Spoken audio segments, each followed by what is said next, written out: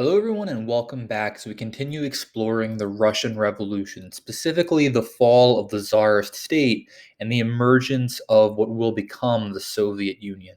Today's period will focus specifically on the key events that lead us into this Russian Revolution and the resulting aftermath and rise of Joseph Stalin going into the interwar period. Please title your notes for today, The Russian Revolution.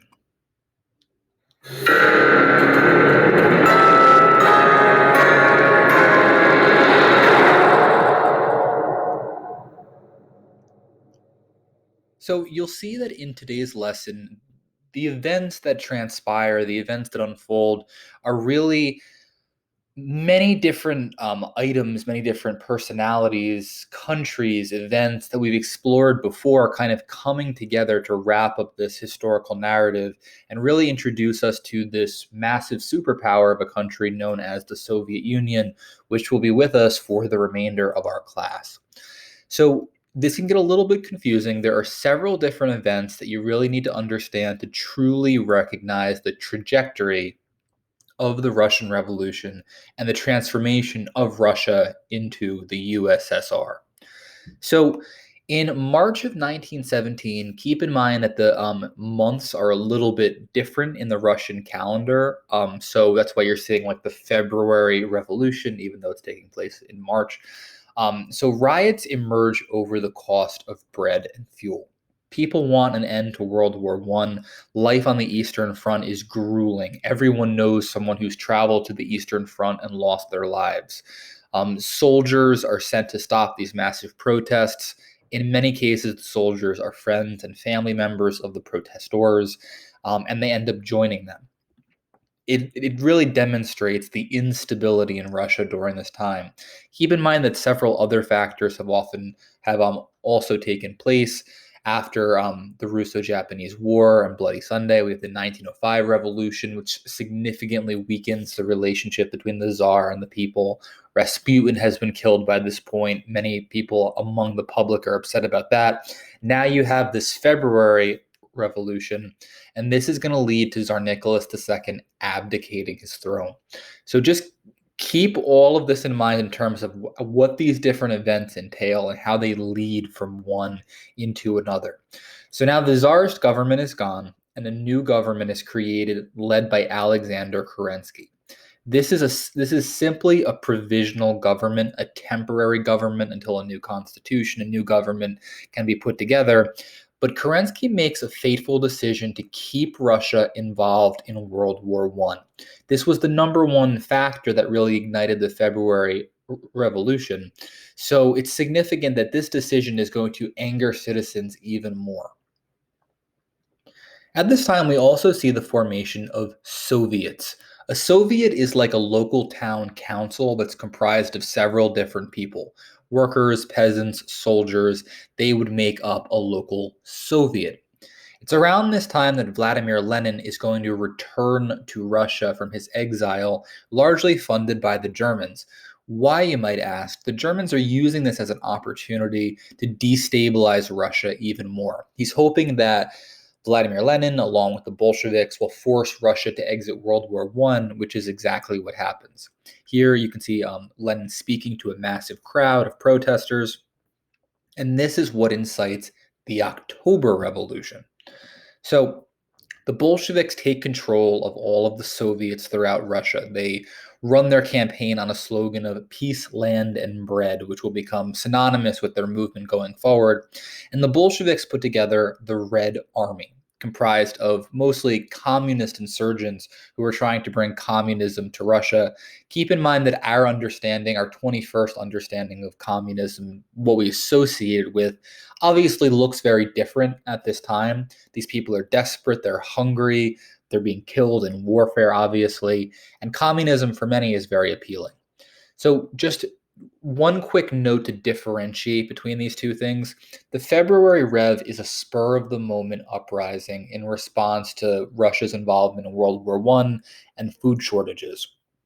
The October Revolution is orchestrated by Vladimir Lenin and his right hand man, Leon Trotsky. So they're very different in terms of their identity, but they both push us in the direction of the Soviet Union. So the provisional government, led by Alexander Kerensky, is forced to flee from Russia, and the Bolsheviks ultimately take control, making Lenin their chairman. Leon Trotsky, again his right hand man, is the one who will ultimately negotiate the Treaty of Brest Litovsk. If you remember from our chapter on World War I, this is what signals Russia's exit from the war. The treaty is fairly brutal toward the Russians. They're forced to give up several pockets of land to the Germans. And as this is happening, of course, the Allies are looking on from a distance, extremely angry.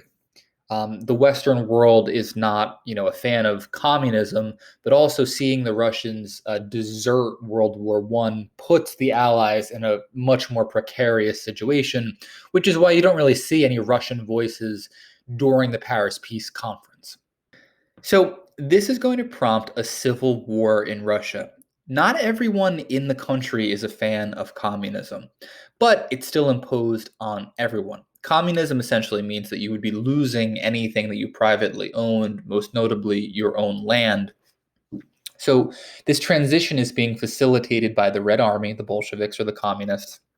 But we also have a sizable resistance that we've referred to typically as the White Army.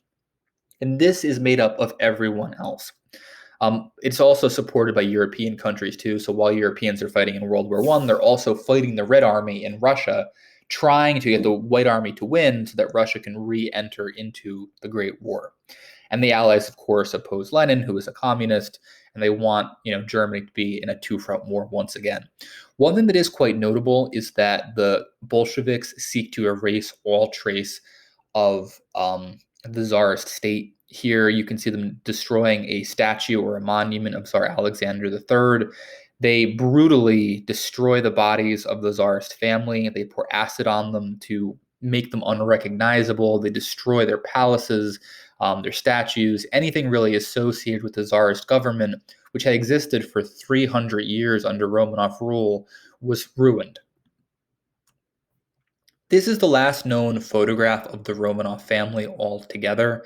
They will soon be killed after this picture by Red soldiers, mostly because they outlived their value in the eyes of the Bolsheviks.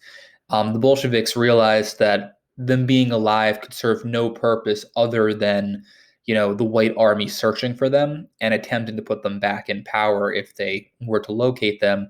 So they were ultimately killed in a basement, basically in the middle of the woods. Today, there's a massive church standing where that house once was, celebrating the Romanovs as martyrs for Russia. But it's quite a sad end to this Tsarist line that had existed for so long, going all the way back in our course to Tsar Peter the Great. This is our last known photograph of Tsar Nicholas II. He is killed shortly after in this picture. This map highlights the Russian Civil War. Keep in mind that this is the portion of Russia that is the most industrialized and populated. You can see St. Petersburg, Petrograd here, Moscow, and as well as many of their other cities. But what I want you to take note of is the red is the Bolshevik territory, and take a look at the white forces. See how they're all coming from the outside, and the Bolsheviks are really fighting from the inside. They have a substantial advantage here because, one, they're defending cities rather than trying to attack them, and they're much more unified in what they're doing. So the Bolsheviks basically launch a campaign of terror, which has been dubbed the Red Terror because the Red Army. But this campaign is marred by intimidation, arrests, execution, and some horrifying practices of torture. It's carried out by the Cheka police, a secret police force essentially, that travels around Russia, interrogates people, tries to find any enemies of the state. And we estimate that somewhere between 10,000 and 1 million people were killed during this time. Anyone who was considered a threat to the Bolsheviks would be executed. And because of the torture techniques that were used, many times peasants, citizens would give up their neighbors, people around them, and that would lead to their deaths as well. And it would create a chain of people being murdered, whether or not they were opposed to the Bolshevik campaign. So take a look at this. This is an early publication of the Red Terror. This is from 1918.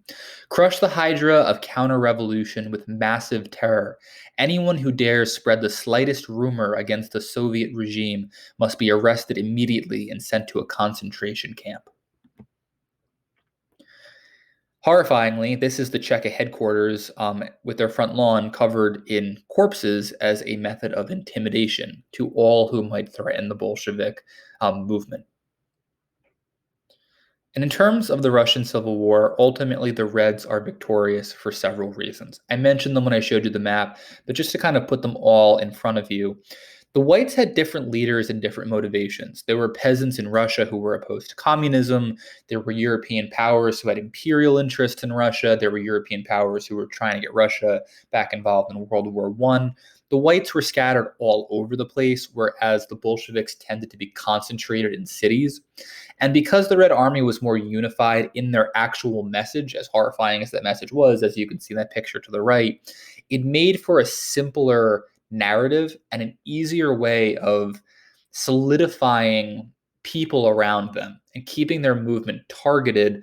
And ultimately, the Reds will be victorious, and we end up with the USSR that you're probably familiar with.